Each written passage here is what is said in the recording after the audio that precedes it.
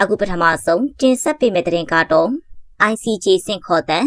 အရေးကြုံရွေးကောက်ပွဲနှင့်ဆရာဇဝတ်ကောင်တို့၏ညီကုန်းအစားမြန်မာနိုင်ငံတွင်အာဏာသိမ်းထားသောစစ်အုပ်စုသည်ယနေ့အချိန်တွင်မိမိတို့အပေါ်ဆွဲဆိုထားသည့်ရိုဟင်ဂျာလူမျိုးတုံးတပ်ဖြတ်မှု genocide ဆွဆွဲချက်ကိုညှဉ်းဆန်ရန်ကြိုးစားနေတော်လဲလက်တွေ့တွင်မူအဆိုပါဆွဆွဲချက်ကိုမြန်မာပြည်သူများအပေါ်အကြိမ်ကြိမ်ထပ်မံကျူးလွန်နေသောအကြမ်းဖက်မှုများဖြင့်ကိုယ်တိုင်သက်သေပြနေခဲ့ပြီးဖြစ်ပါတယ်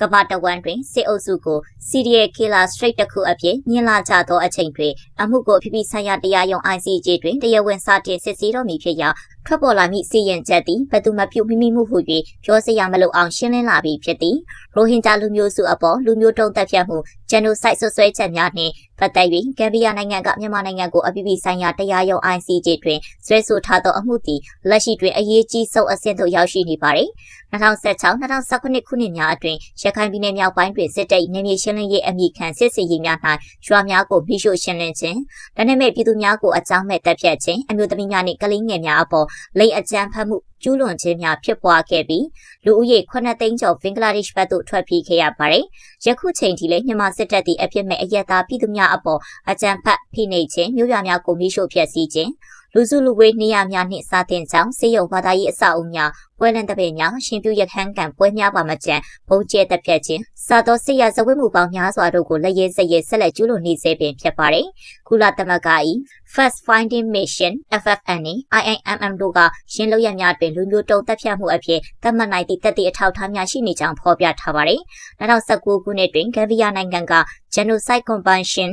1948အရာမြန်မာနိုင်ငံကို ICJ တွင်တရားစွဲဆိုခဲ့ပြီး2022ခုနှစ်တွင် ICJ ကမြန်မာဘက်မှကန့်ကွက်ချက်များကိုပယ်ချကာအမှုကိုဆက်လက်စစ်ဆေးရန်ဆုံးဖြတ်ခဲ့ပါတယ်။ ICJ ကနောက်ဆုံးဆုံးဖြတ်ချက်ချမှတ်သည့်အစဉ် Final Judgment တို့မရောက်ရှိမီကြားဖြတ်စီမံဆောင်ရွက်ချက်များ Provisional Measure ကိုလိုက်နာရန်အမိန့်ချထားတော်လဲစစ်အုပ်စုကလိုက်နာရန်ပြက်ကွက်နေစေပင်ဖြစ်ပါတယ်။2026ဇန်နဝါရီလတွင်အမှု၏အဓိကအစဉ်ဖြစ်သောMerit Hearing ကိုကျင်းပမည်ဖြစ်ပြီးကုလသမဂ္ဂအဖွဲ့အစည်းများ၏တပ်သေးစာများဂျိုလူတပ်ပုံများရှင်တန်ချန်ရစ်သူများ၏ထွက်ဆိုချက်များတို့ကိုတင်ပြမည်ဖြစ်ပါတယ်။ UK, Canada, Germany စသည့်နိုင်ငံ17နိုင်ငံကလည်းဂမ်ဘီယာဘက်မှထပ်မံအားဖြည့်ပါဝင်လာပြီးဖြစ်ပါတယ်။ ICJ ၏ဆုံးဖြတ်ချက်သည်နောက်ဆုံးဖြစ်ပြီးအယူခံဝင်ခွင့်မရှိခြင်းအပြစ်ရှိကြောင်းဆုံးဖြတ်ခံရပါကနှစ်နာကြီးပြီးရော်ရခြင်းဥပဒေများပြင်ဆင်၍အကောက်ခွဲပေးရခြင်းရိုဟင်ဂျာများကိုဘေးကင်းစွာပြန်လည်လက်ခံရခြင်းတို့ဆောင်ရွက်ပေးရမည်ဖြစ်ပြီးနိုင်ငံတကာ၏ပိတ်ဆို့မှုများကိုလည်းထပ်မံရင်ဆိုင်နိုင်ရနိုင်ပါတယ်။လိုက်နာရန်ပြက်ကွက်ပါကဂမ်ဘီယာကလုံခြုံရေးကောင်စီတို့တင်ပြပြီးနီထို့သို့ဖြစ်လာပါက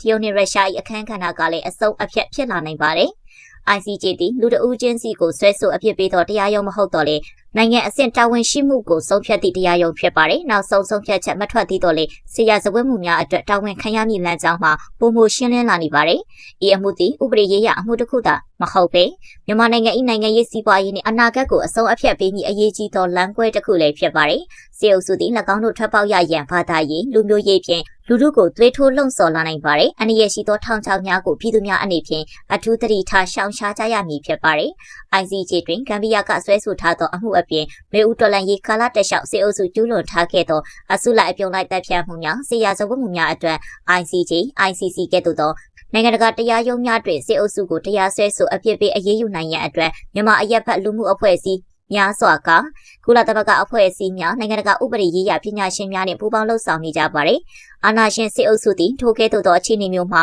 အရေးချုံရှောင်လွှဲနိုင်ရန်အတွက်လူအခွင့်အရေးနှင့်ဒီမိုကရေစီအမိခံအတူရောက်ရွေးကောက်ပွဲဖြင့်ထွက်ပေါက်ရှာနေကြခြင်းဖြစ်ပါတယ်။ဒီဇင်ဘာ28ရက်နေ့ကကျင်းပပြီးစီးခဲ့သောအတူရောက်ရွေးကောက်ပွဲပထမပိုင်းသည်နိုင်ငံတကာအလဲတွင်အရှက်ရပွဲအခြေအနေတို့ဖြင့်ပြီးဆုံးခဲ့ပြီးဖြစ်ပါတယ်။ ICJ ၏စင်ခေါ်တန်းကြားမှာဥရဖာရအပြေးအလွှာပြုလုပ်နေရသည့်စေကောင်စီအရေးချုံရွေးကောက်ပွဲလက်ချက်အပိုင်း2နဲ့အပိုင်း3ကိုလည်းပြည်သူများကဆက်လက်ဆန့်ကျင်တိုက်ပွဲဝင်ပေးရန်တိုက်တွန်းနှိုးဆော်လိုပါတယ်။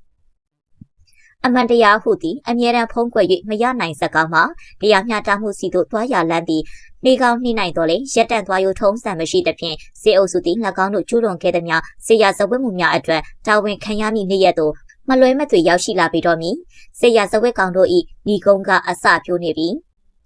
ဆက်လက်ပြီး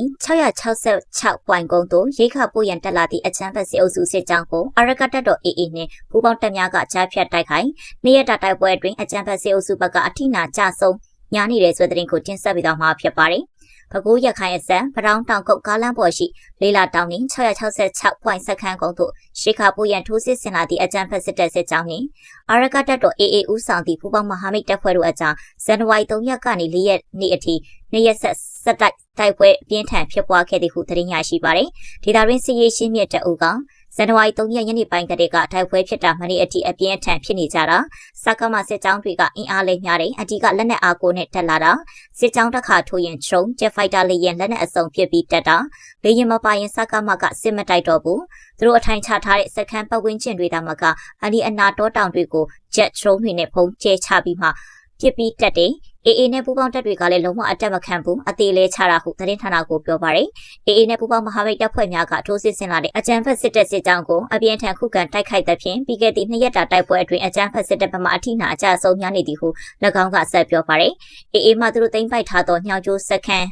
အနီရှိုးပေါ်ရှိလီလာတောင်စခန်းနှင့် .666 စခန်းတို့ကိုလည်းဝိုင်းဝန်းပိတ်ဆို့ထားသည်ဟုသိရပါတယ်။ထို့သောပိတ်ဆို့ထားတဲ့ဖြင့်ရိခါပြတ်တောက်နေသော၎င်းစခန်းများကိုရှေခါပို့ရန်အကြမ်းဖက်စစ်တပ်သည်အကြိမ်ကြိမ်စစ်ဆင်ထိုးဖောက်ခဲ့တော်လေ AA နှင့်ပူးပေါင်းတပ်များ၏ပိတ်ဆို့တိုက်ခိုက်မှုကြောင့်ရှေ့သို့မရောက်ဘဲအကြအဆုံးအထိခိုက်များဖြင့်ရင်ဆိုင်နေရသည်ဟု၎င်းကပြောပါတယ်။ရှေခါလာပို့တဲ့စစ်ကြောင်းထိုးလာတာဒီတစ်ချိန်မှာလည်းအကြမ်းဖက်စစ်တပ်ကအင်အား200ကျော်ခန့်ပါလာတယ်။ AA ဦးဆောင်တဲ့ပူးပေါင်းတပ်နဲ့အဲ့ဒီစစ်ကြောင်းဇန်နဝါရီ3ရက်နေ့ညနေပိုင်းမှာစပြီးဖြစ်ကြတာမနေ့ကဇန်နဝါရီ4ရက်နေ့အထိတိုက်ပွဲပြင်းထန်နေတယ်။တိုက်ပွဲကမဖြစ်တဲ့နေ့ရလို့မရှိသလောက်ပါပဲ။အကြမ်းဖက်စစ်တပ်သည်စစ်အင်အားအလုံးရင်ဖြည့်တင်ပြီးအကြိမ်ကြိမ်ထိုးစစ်ဆင်လာတော့လေ AA နဲ့ပူးပေါင်းတော်လှန်ရေးတပ်ဖွဲ့ဝင်တို့၏ရှေ့ပိတ်နောက်ပိတ်ပိတ်ဆို့တိုက်ခိုက်မှုကြောင့်အထိနာအကျဆုံးများပြီးနောက်ဆုတ်သွားရသည်မှလည်းအကြိမ်ကြိမ်ရှိပြီဟု၎င်းကပြောဆိုပါတယ်။စစ်ကြောင်းထိုးလာတိုင်းကိုဘက်ကလူတွေကကြားဖြတ်ပြီးအပိုင်တိုက်တယ်။စစ်ကြောင်းတွေကအချို့စစ်သားတွေကပြတ်မတိုက်ရဲတော့လက်နက်တွေနဲ့အတူထွက်ပြေးတယ်။နောက်မှ AA ကလမ်းကြောင်းတက်လျှောက်ပိတ်ထားတော့ဖမ်းမိတယ်။တော်လှန်ရေးတပ်ဖွဲ့နဲ့ AA ကဝိုင်းထားတာလေ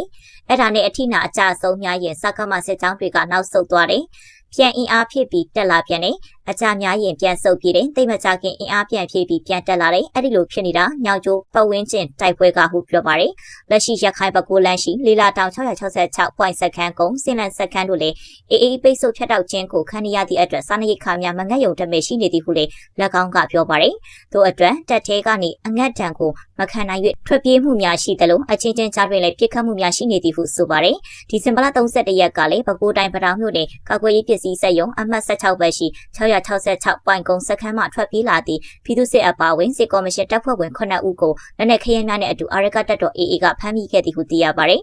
ဆက်လက်ပြီးတောင်ငူမြို့လွတ်လပ်ရေးပွဲတွင်ဘုံပေါက်ကွဲမှုဖြစ်ပွားတဲ့ဆွေးနွေးကိုတင်ဆက်ပြီးတော့မှာဖြစ်ပါတယ်။ပဲခူးတိုင်းဒေသကြီးတောင်ငူမြို့ခရိုင်အားကစားကွင်းအတွင်းကျင်းပသော88ကြိမ်မြောက်လွတ်လပ်ရေးနေ့အထိမ်းအမှတ်ပွဲတော်တွင်ဘုံပေါက်ကွဲမှုဖြစ်ပွားခဲ့ကြောင်းသိရပါတယ်။ဇန်နဝါရီလရက်ည9:00 နာရီမိနစ်30ခန့်ကလွတ်လပ်ရေးကြောက်တိုင်အနီးတွင်ပေါက်ကွဲမှုဖြစ်ပွားခဲ့ခြင်းဖြစ်ပါတယ်။လုံခြုံရေးတဲ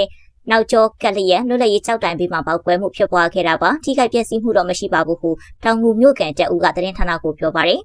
ပောက်ကွဲတဲ့မှာကျေလောင်ပြီးကျင်းပရာနေရာမှာ၄မိုင်ဝန်းကျင်အထိကြားရကြောင်းဒေသခံများကပြောပါတယ်လွတ်လပ်ရေးပွဲတော်တွင်တရားမဝင်လောင်းကစားဝိုင်းများကိုအစပိုင်းတွင်ထည့်သွင်းကျင်းပခဲ့ရာဇန်နဝါရီ1ရက်နဲ့2ရက်နေ့တို့တွင်လှုပ်ခွင့်ရပြီးနောက်ပိုင်းပိတ်သိမ်းလိုက်ပါတယ်မြန်မာနိုင်ငံရှိလွတ်လပ်ရေးပွဲတော်များအနက်တောင်ငူမြို့လွတ်လပ်ရေးပွဲတော်သည်ရက်ရှိကျင်းပသောပွဲတော်တစ်ခုဖြစ်ပြီးအနေနဲ့အရရမှဈေးသည်များလက်ရောက်သောကြောင့်အလွန်စီကားသောပွဲတော်တစ်ခုလည်းဖြစ်ပါတယ်2021ခုနှစ်စစ်တပ်အာဏာသိမ်းပြီးနောက်ပိုင်းတောင်ငူမြို့လွတ်လပ်ရေးပွဲတော်တွင်နှစ်စဉ်ပေါက်ကွဲမှုဖြစ်ပွားခဲ့ကြောင်းမြို့ကန်များထံကသိရပါတယ်